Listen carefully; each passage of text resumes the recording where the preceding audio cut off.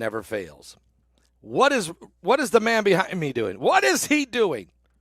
Vladimir Putin. What's he doing? He's just looking over my shoulder. But he's doing more than that. Russia is on the move. Here's the situation that has developed as it relates to Russia. Ukraine's armies are retreating in the east as Russia pushes forward, taking three more towns. Three more towns have fallen into the hands of the Russians. According to the Ukraine's commander-in-chief, he said that his troops have retreated from three different towns as the situation on the front lines worsens. Ukraine has been outnumbered. Their troops have been forced to retreat from three different towns on the eastern front lines, the country's top commander said. Russian forces have pushed to break through its beleaguered defenses, while Kiev waits for newly committed U.S. military aid to arrive. It was a rare admission from Ukraine's new commander-in-chief, but he said that his troops were not only struggling, but also that Russia was gaining the upper hand. In a lengthy post on his Telegram channel, he said the situation on the front lines has worsened. Trying to seize the strategic initiative and break through the front line, the enemy has concentrated main efforts in several directions, creating a significant advantage in forces, said the commander. It's actively attacking along the entire front line, and in some areas, it has tactical success. He said his forces had moved to new frontiers west of three different villages, towns in the partially occupied Donetsk region in Ukraine's east. Okay? The Russian Defense Ministry claimed to have taken one town now twice last week. They took it and lost it and then took it back. Also, they've taken some more, and they took three on Sunday. And reports are they've taken one today. Russia has engaged up to 4 brigades in the area and is trying to develop an offensive west, a key city called Avdiivka. And Ukrainian forces had to withdraw there in February after months of grueling fighting. In general, the enemy achieved certain tactical successes in these areas but could not gain an operational advantage, adding that Kiev was working with its partners to obtain weapons and military equipment as soon as possible. The rush to get this long-awaited weapons is increasingly becoming an urgent necessity for Ukraine to hold on to its territories as the Kremlin forces appear to be stepping up their assault.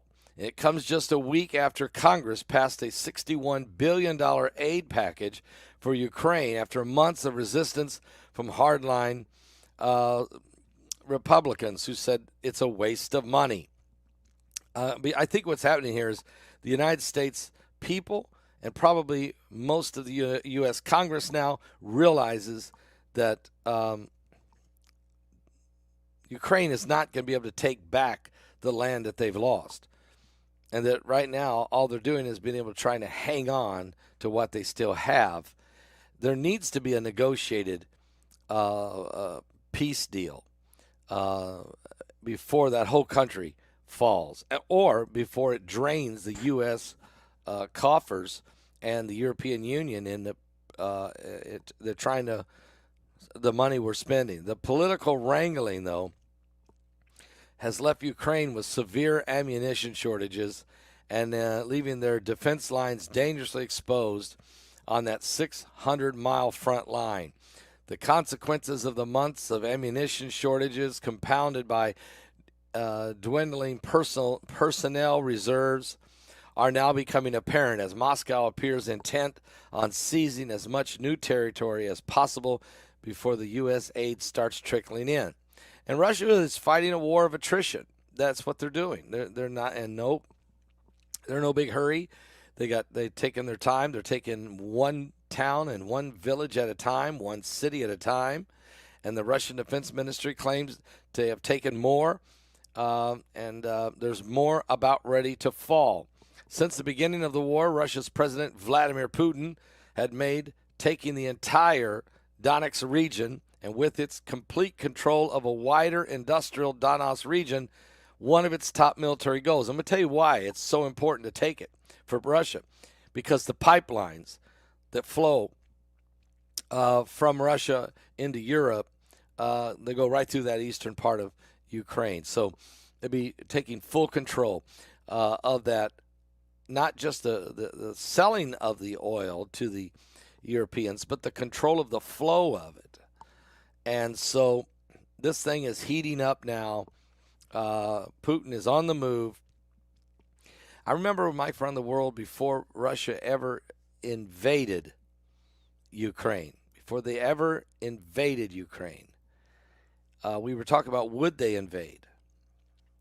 And about 3 years before they did, well, actually, even in 2014, when Putin first was using the little green men and creating this secret Russians going in to work with the rebels to take over and to try to take the eastern Ukraine. I remember Mike around the world that day. It was about April or so. I know because I was preaching a crusade in the largest church in the Caribbean islands. I was in Jamaica preaching, and I did a show because I was doing one of my broadcasts interviewing Mike from around the world, and he said, "Paul, now that Russia is in there, they will never leave." And I said, "Well, they haven't officially invaded, although we know it's them." He goes, "Right, but trust me, they will never leave until they take the entire country of Ukraine."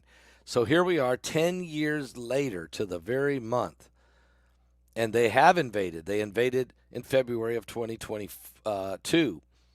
So they invaded 2 years ago, but they've been there for 10, and now they're taking more and more ground.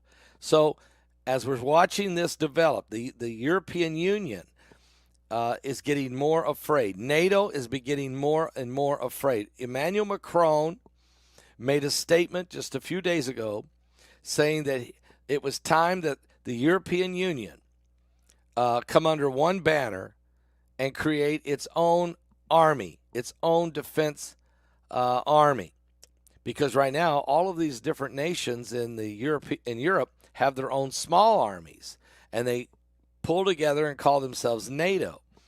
Emmanuel Macron wants to just create a whole new force made up of all the different nations, but under the banner of the EU, all for one and one for all. But he was wanting to cut the United States off from that. He said we have to quit waiting on Big Brother USA to dictate what we need to do. We need to do it ourselves without them, and stop being under the influence of the United States when it comes to their defense and geopolitical issues. Now, if you ask me, Emmanuel Macron is moving himself in position. He is the leader of the EU now, the president of France, but he's moving into a different level where he wants to literally be the leader of the European Union, as if almost as a president or a prime minister of the entire Europe, almost like the leader, the dictator, or the head of it. And that's very important that I'm sharing this with you, because there's a lot of qualifications that he has that matches those of the world leader that takes over in the end times. And when you study the book of Revelation, you begin to study about the beast kingdom that rises in the end.